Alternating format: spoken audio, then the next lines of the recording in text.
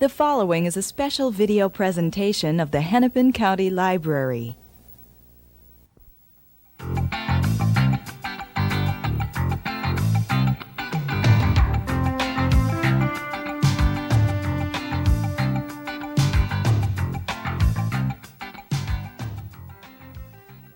Hi, welcome to a discussion with Laurence Leamer. I'm Rosalie Maggio, and today we're talking with the author of The Kennedy Women. This 900-page book is a wonderful read. I recommend it to anybody who's interested in anything with women or Kennedys or good reading. Welcome to the show today. Thank you very much. I was delighted with this book. Well, thank you. It's a massive undertaking. It's just massive, and I don't know anybody that's gathered what you have on these women. They haven't done it, of course, but they haven't even done any one woman as well as you've done all of them. And it reads like a novel. I love the quotations. You have a lot of material that's quotable. Quotation marks in every other sentence, and that's very impressive. So I feel like we're seeing what really is there. What made you pick the Kennedy Women?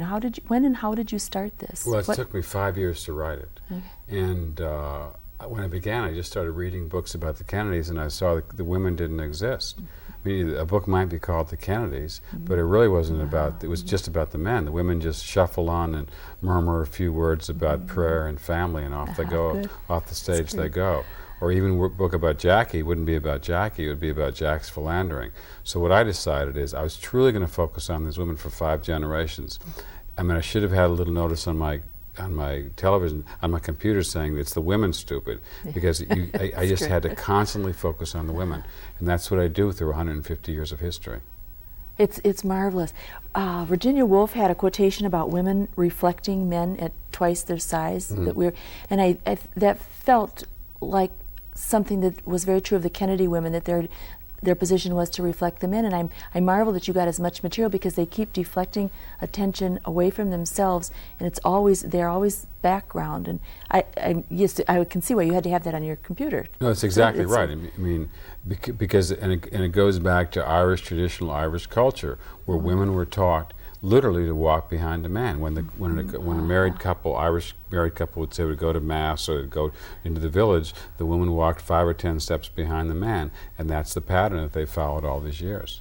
You know, you managed to make each of the Kennedy women an individual. I found myself, when I was reading, thinking the Kennedy women, they did definitely have some things in common, particularly the traits you've just mentioned. But they struck me as very individual. You were able to make well-drawn characters of each of them. So they certainly were individuals, and yet there were several traits. What were the themes that you felt, several things that typified all the Kennedy women? Were there some things that they had all in common, in addition to that one? Okay. I think for 5 generations, a kind of emotional repression of all the intimate feelings that as a woman, they're not allowed to feel them. The men could feel them, others outside the family could feel them, but they could not feel them. A denial of themselves. Everything is for the others, you see. And an emphasis on family and faith. They were the bearers of the faith. Religion wasn't a matter of deep-felt belief as much as it was a matter of your gender. The women went to church, the women carried the faith. The men did not. And speaking of that repression of feeling, it struck me that with the exception of Jackie Kennedy Onassis, the parenting felt cold to me on the part of the women. And it wasn't a case of just women being busy or working. There was a certain detachment, and although they stood for family, I was kind of interested in how often they were not even physically near their children. Did you have any sense of their parenting? Yeah, but I think that's true, but I think there are 2 caveats about that. One is that is how the upper class brings up their children. I mean, the upper class now in America will send their kids off to school at a very early age, and they will be the nannies, and the maids will have a lot to do with bringing up the children. To me, it seems fairly absurd. If you have children, you should want to be around your children, but that's supposedly one of the privileges of great wealth. There's that. There's also the upbringing of the Irish attitude toward children, and that class at that time, with Rose as a mother, you see, her great guide was Dr. L. Emmett Holt, who was the Dr. Spock of the 1920s. And what did he teach mothers? He taught mothers you weren't supposed to hug your children. It was very dangerous to give your children too much affection. You see, in fact, in the Brookline house where Jack Kennedy was born, there's this, it looks like a rocking chair, but it's on wheels. And I couldn't figure out what that was until I read Holt's book. And he warned you about rocking your child. You weren't supposed to do that, you see. So there was the way to avoid that. Yeah, so Rose wanted to be this modern mother. And to be a modern mother meant to follow this pattern. So it was doubly enforced. I see. Yes, that was very clear. I wondered about that period. You know, you've looked at these women from closer than anybody that I know. Did you have a favorite among them? Was there one of the Kennedy women that appealed to you, that you had developed a certain fondness for, or just her person? Or well, it depends which generation. Certainly the young generation. Kathleen Kennedy Townsend is she's the closest to me in age. I think she's Bobby and Ethel Kennedy's oldest daughter. She's 43 years old now, and she's running for lieutenant governor in Maryland. And I identify with her struggles in her life, that she wasn't allowed to, it was unthinkable that a woman would be interested in politics. Her mother, the boys in the family were brought up to have this public life. The girls were not. The girls were pushed off to go to church. And she struggled for years through this to develop her own independent self of her own life. In 1986, her brother, Joe, her younger brother, ran for Congress and won in Massachusetts. He was the man in the family. It was his to run. She came down to Maryland with her husband, who was a professor, and she ran for this very heavily Republican district and lost. And now she's running again. I find her a spectacular person. And that came through a little bit. Yeah, and of the older generation, Eunice Kennedy Shriver is a great humanitarian. I mean, in Minnesota. I mean, the Minnesotans have had an extraordinary opportunity to see her efforts at work in 1991 when the Special Olympics International Games were held here. And I was here for those 10 days. And that was one of the greatest weeks of my life. There were 100,000 people in this community volunteered. It was a spectacular week. And that comes out of Special Olympics, which Mrs. Shriver started in 1968. She did, you know, Sergeant Shriver spoke at the Yale graduation in May, and he said to the young women in the audience, he said, one woman, Eunice Kennedy Shriver, started that. He said, what can one of you do? What can you do, each individual young woman? Just for the moment he addressed the women in the audience, but he made quite a point of what one woman can do, and it's stunning. You made Eunice Kennedy Shriver, her personality is very clear. I think that was one of the most well-drawn temperaments in the book. I thought she was very living, and her energy, and you know, I felt you were very fair. I can't judge. It felt like it was objective, sympathetic, but objective. And you didn't put everything nicey, but it felt like a good, fair picture of them. That's what I was trying to do, because I'm so tired of these books that you read and you feel kind of as if you soiled yourself to read them.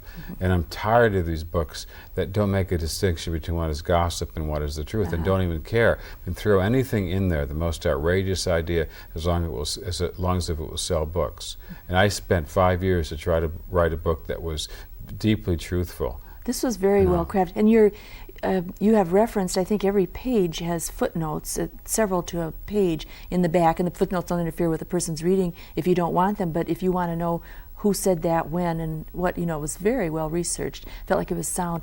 You know, now you must be so deep in all this that you'd have your own feelings coming out of it.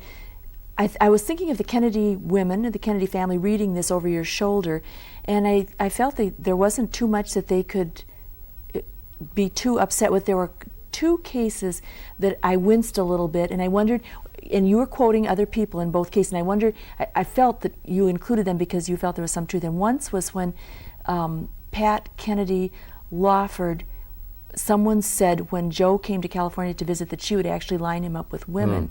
And that felt odd for her being, I thought of her as kind of puritanical the way it had been developed. And then the other one was where Joe Kennedy said his son Jack was a poor lover. And in both cases, I felt that was a very odd boundary situation between parent and child, to even know much about each other's sex lives. And those are the only cases I thought they might have winced. But the rest of it, I don't know, what did you feel there was some, you must have if you included it, because you were quoting other people, but yeah, when those instances, I don't mean that. I meant in terms of Pat. I know what was meant, or what is the truth, is that when Jack would come out to visit, this was his kind of playground, his playpen, really. And there would be a lot of attractive women that would be there. And that was, Pat knew that that's what her brother wanted. Right, okay. Didn't matter that he was married, that was the way he was. And she adored her brother, and they all adored him. And so she did that. I wonder if I misread. I thought it was the father. I thought it was Joe when Joe came out. Well, Joe came out too. Yeah, when okay. Joe And came they out would as make well. sure they were also in both instances. Okay, Then but that's was, again a case of the women doing it. It was very clear the way that over and over again what the men wanted was okay. And like you said, religion was very definitely gender related. The women went to church and lived it as well as they could, but they didn't seem to mind the double standard was incredible. No, the hypocrisy of it is all there. I mean, Joe Kennedy was a great Catholic layman. He was on the board of Notre Dame University, and in the book I have the oral history that's used for the first time of Father Kavanaugh, who was the president of Notre Dame, and he says that Joe Kennedy is not a religious man, but yet he has him on his board, and he's considered the great Catholic layman. Of course, yes. You seem to tie into the Kennedy women with society. I felt like women's situation in society was also reflected there, and that's why looking at the Kennedy women coming up, they will be different, partly because themselves, but partly because society is changing. I felt like did you see that they were a reflection of their times as well as their class? And yeah, I think that was, right. I think that's been lost. You can't expect them to do in a different historical period what they would do now. For instance, Rose. When Rose marries Joe in 1915, she's very unhappy. 5 years later, she leaves him. She goes home to her father, and her father says, "You better go back. You married him. I didn't like him, but you married him." She goes back.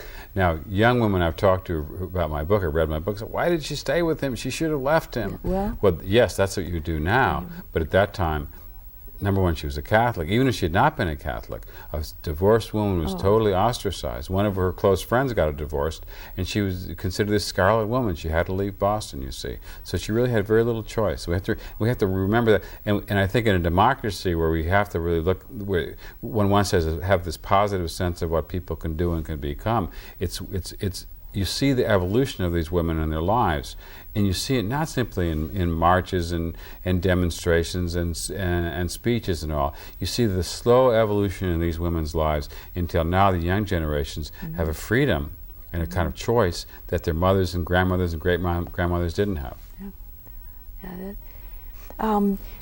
Kathleen Kennedy, you seem to be very sympathetic to her. I felt like there was a lot of material on it, and we don't know her. Oh, by the way, the Rose incident, had that been published anyplace before about her leaving Joe? Not really, I didn't know if that was public. That was a surprise to me. Right, exactly. As I say, it's like so many of these things. The surprising thing is how much of the book is new, given all the books that have been written about the Kennedys. But I was going to ask you if you had, they say a person should begin your research, Celia Green, I think, said, begin your research at the point of greatest astonishment. And I was wondering what your points of astonishment were when you were researching. Did you find things that were surprising, or do the Kennedy women, is what we see what we get, pretty much? Well, or, I guess astonishment is different, because what the reader may find astonishing and what I may find astonishing for 5 years, and I think, I mean, this is just me. I'm sitting in the Library of Congress, and I'm going through this bibliography of women's history and trying to find things. And there's this book by a neurologist at Tufts University that was published in 1920 called The Nervous Housewife. And I'm just getting all these books, I'm just going through them, and is there anything of interest? And I'm just astounded by the brilliant analysis of this book in 1920. That here's this doctor, and he's getting all these women that are coming to him and to his fellow doctors who are deeply depressed. And these women who were happy 8 or 9 years ago when they first got married, and why are they so depressed? And he understands it. He sees that this modern child rearing, while good for the child, could be very destructive to the mother. The burden is on the mother, because with the scientific mothering, if the child turns out wrong, it's the mother's fault, you see. So the mother can become very neurotic. He also sees that what happens if you have a sick child in the house, how that can destroy the family, how it's the mother's fault if the child is sick. Science is telling the mother that. And it's as if he's writing the story of the Kennedys. He's writing exactly what's happening in this family. Do you know, I had a question about you, okay, a man, we think about gender issues a lot, a man writing about women, and so I looked at that, and I have to congratulate, it's wonderful. I thought your grasp on their temperaments, on their situation in society, on their feelings and so on, it was really very nicely done. And that isn't to say it can't be done, I'm just saying it seems to be a question, well, wouldn't a woman have written this book? Well, a woman didn't, and a lot of women couldn't. Some could, a lot of men couldn't, you could. Anyway, it's a very nice, as far as a man understanding women's situation and so on, I felt it filtered through just very, very nicely, and that's the mark of good research, I suppose, and it shouldn't be, we should be able to do that, but historically that has not been a thing that men have written with great understanding of, this many different women. That was, I appreciated that could be done.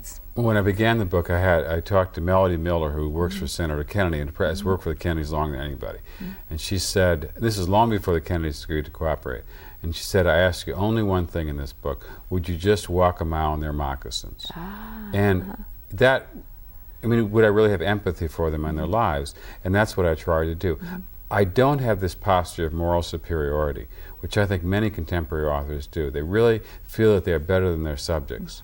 And I would, maybe consciously, sometimes unconsciously, ask myself, what would I do if that was the situation? What was it like to be a mother? What was it like to be a mother at that time, or a woman at that time? What did it feel? What was it like to be in the street? Even you think of Boston in the 1870s, and again, this is totally, we don't know this is part of our history. It was a city of women. East Boston, where Bridget Murphy and her children were growing up, first of all, the Irish immigrants it's the only group of immigrants where more women immigrated than men. Number one, the men died younger. Many of the men deserted their women, or they left them because they couldn't give them couldn't support their families. So the streets are full of women. Even the church, there are 4 times as many nuns as there are priests. So it's the nuns who are the ones who are dealing with the daily life of these people in this community. You even look at an immigrant photo, and think of it looking at women. See how many women are in these photos, and you'll find that in most of these photos of the street scenes, there are more women than men, although they are not part of history again. Well, you did walk it. You did get a good feel for it. I felt like you didn't do the thinking for the reader, which I appreciate. I'm tired of biographies that assume they know what the subject was thinking at all times and draw conclusions, and I just as soon be given the information or the quotation and either let me draw my own conclusions, or when you did describe something, it was open-ended enough that I didn't feel like you'd boxed up. These women were able to walk freely through the pages, I felt. And it was a delightful to see the walking the mocks. That says very well what you've done. What do these lives mean for anybody? Is there the Kennedy women's lives? Do they say something to us as an aggregate, I think on one hand, it's as in so much of the Kennedy story, it's an exaggerated pattern of American life, and I think that's one of the reasons we're so interested in them. I have a friend that just read the book, and she said she cried where she read it because Joe Kennedy reminded her of her ex-husband, the pattern of his life. I think the themes of some of these women, remind one of one's own mother or grandmother or whatever, just as Bridget Murphy, in a way, frankly, reminds me of my grandmother. And I think a lot of that, my feeling I had writing about her was I was thinking of my own grandmother and her own struggles and the courage that she had, and how, again, nobody would ever possibly know her name and the heroic things she did in her life.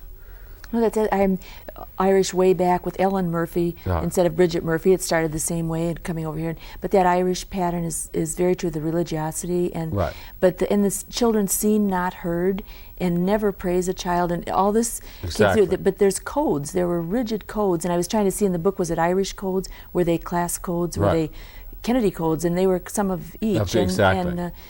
But the class came through a lot, that's true. And also I had the sense that they were almost self-conscious about being part of history, that always actions had to be weighed against the image, and always living for history almost. And no, in other words, when we're kids, we're all parents tell us, you can be anything or do anything.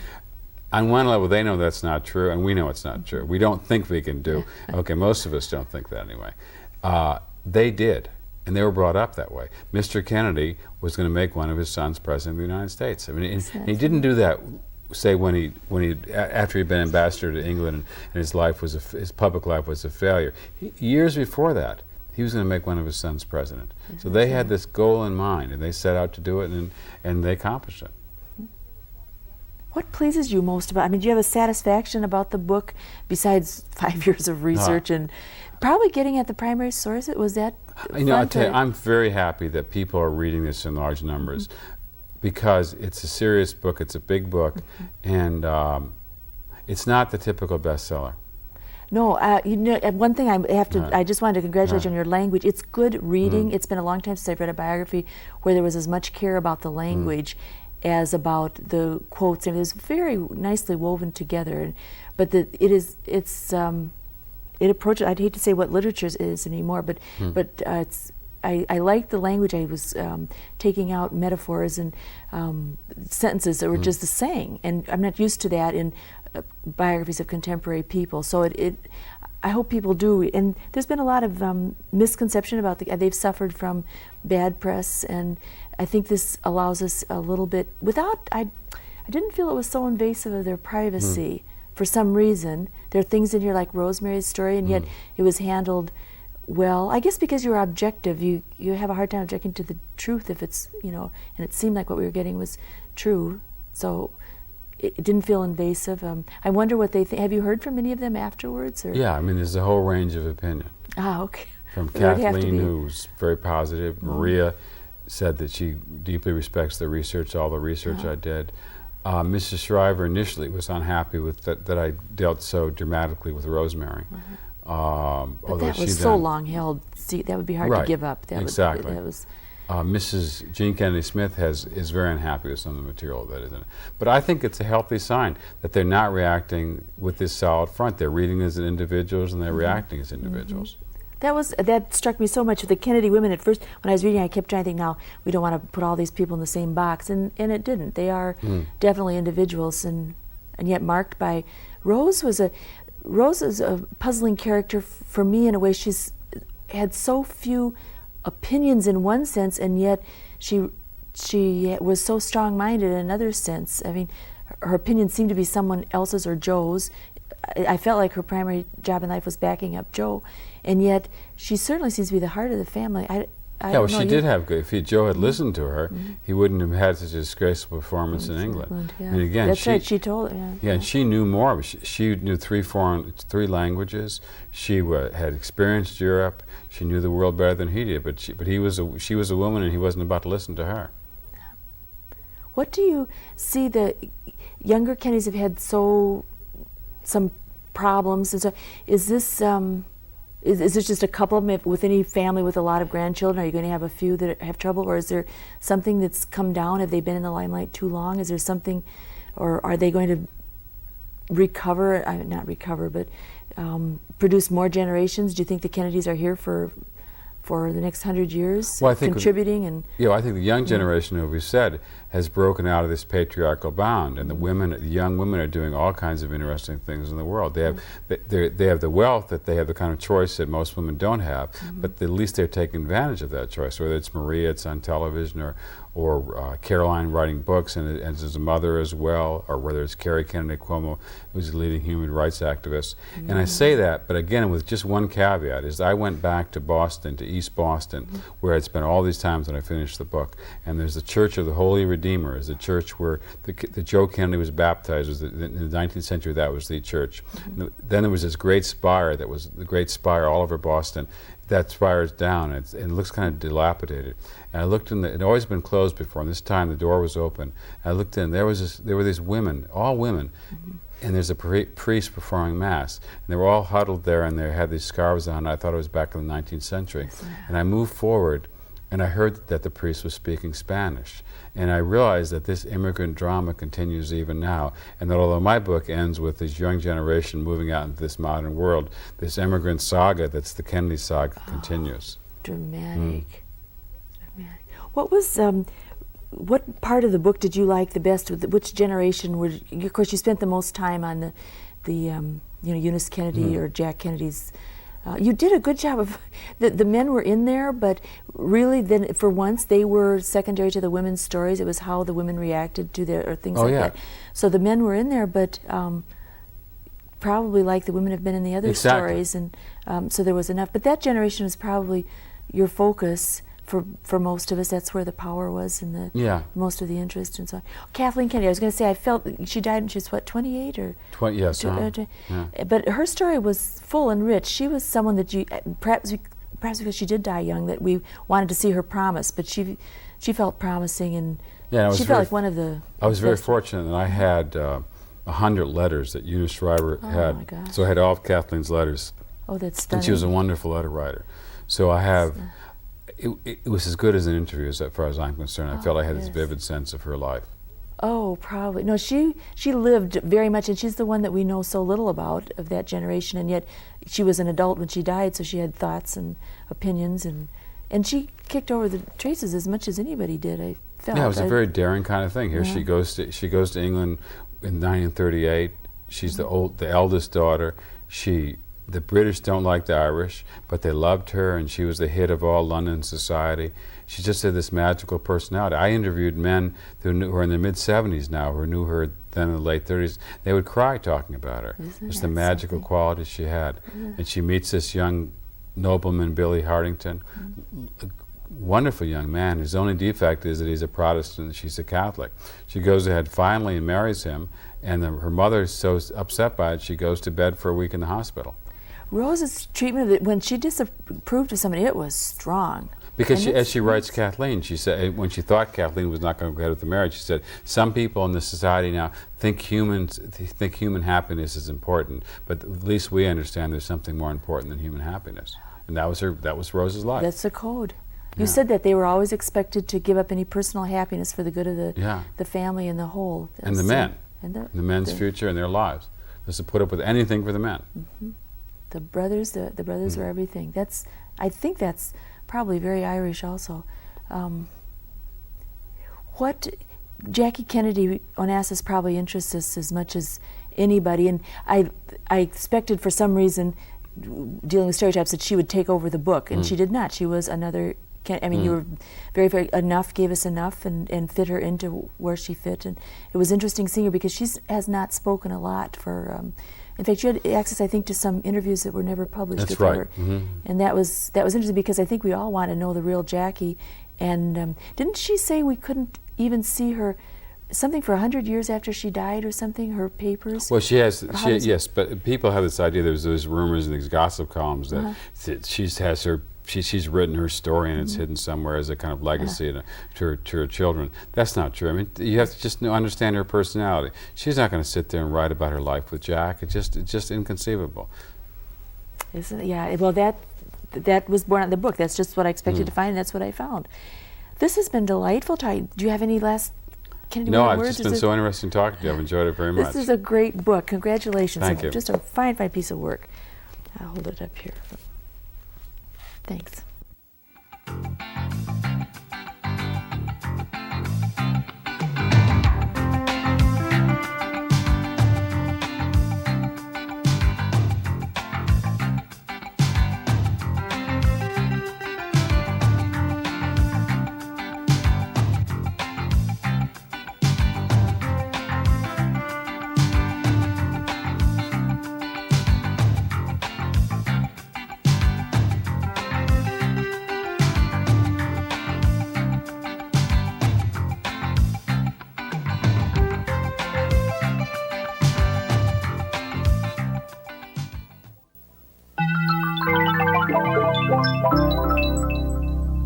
A presentation of the Hennepin County Library.